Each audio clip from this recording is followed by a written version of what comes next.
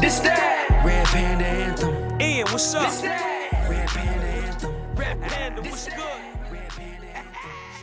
And that's what the events do. Where it's like, okay, you get motivated, you get entertained when Jadakiss comes on, you get educated, and now it's like now you have everything working for you.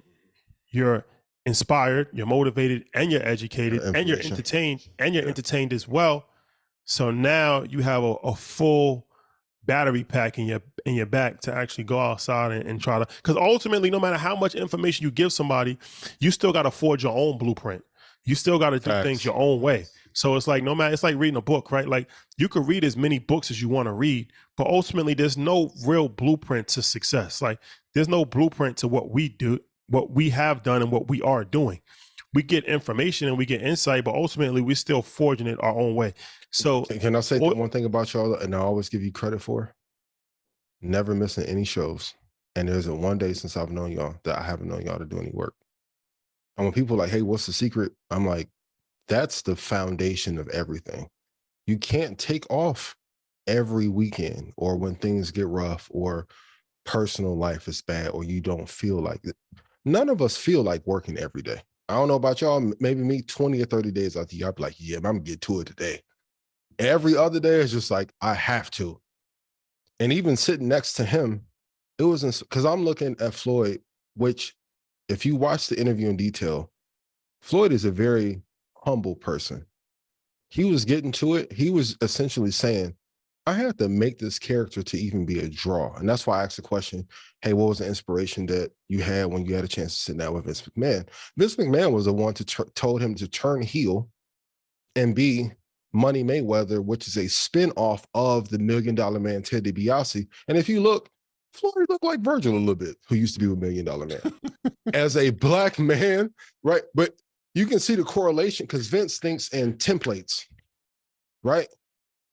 So because, and let's be honest, when you grow up and do it the right way, the clean way, it didn't work for him. It wasn't the same draw as some of his contemporaries. So you can see the pain even in that, but he's telling you a blueprint.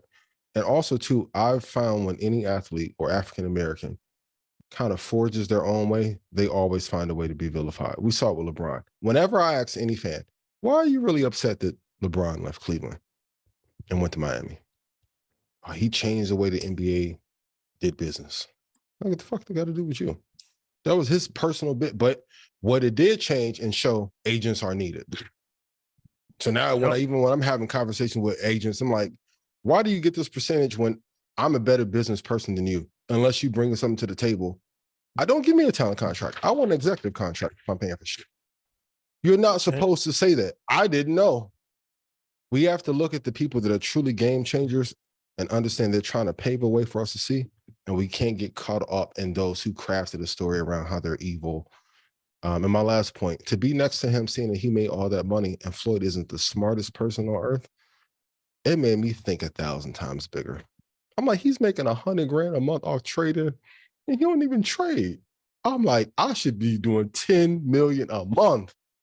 But it's a T. Harv Eker said, a financial thermostat that you'll put a governor on yourself on for how much you should make. Everybody put in chat, what is your dream number that you want to make? Go ahead, Charles, shot. And I will say this as my last point. There's different levels of intelligence. That's true. This is extremely important to understand. There's different levels of intelligence. And when I look at Floyd, I look at him as a genius. So it's like LeBron James, a genius, right? Like for him to be able to do what he does on the court and see things, different things of nature, it's like there's different levels of intelligence. And the school system, how we actually brought up, we're only able to recognize one level of intelligence, which is like book smarts, being able to recite information, being able to, pass tests. That's what we deem as intelligent. But it's like me, I was never really a great student. I was never really a big reader. But obviously I'm intelligent, right? So intelligence displays itself in different ways for different people. But the last thing I want to say about Floyd is that this also should show you that just because you're great at one thing doesn't automatically mean that you're great at another thing. He's working to become a better public speaker, but he's still learning. So that's part of it too, right? That's another part that I don't think we actually spoke about, is that sometimes you could have all the information. It's not easy to go over in front of 5,000 people and speak. Now you would think because, okay, you're used to fighting in front of 20,000 people. Well, that's completely different. So it's like skill set that has to give you guys an appreciation for what we do, because it's not easy, but also understand that it's not easy to do every single thing. Yeah. So, part of being able to go up in front of these large crowds and provide information is being able to be comfortable speaking. And not to say that he's not, but I'm just saying I think he's getting better at it, because I know, speaking to some of his team, like they're actively looking for him to become more public speaking, so that he's working on it.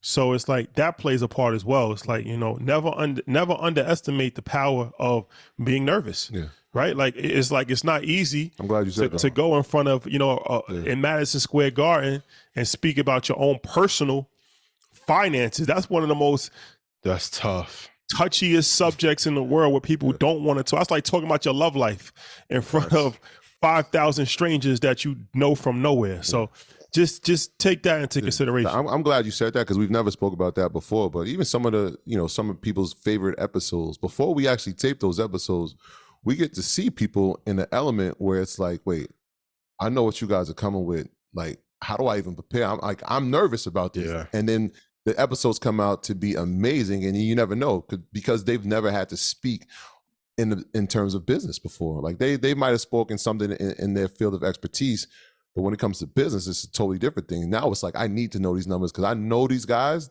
Yeah, I've watched them enough. I know they're going to ask me the questions that I need to have the answers to. And so, like, I'm glad you brought that up, because it's a totally different experience. So kudos to everybody that steps on the platform and delivers, because it's not an easy thing to do.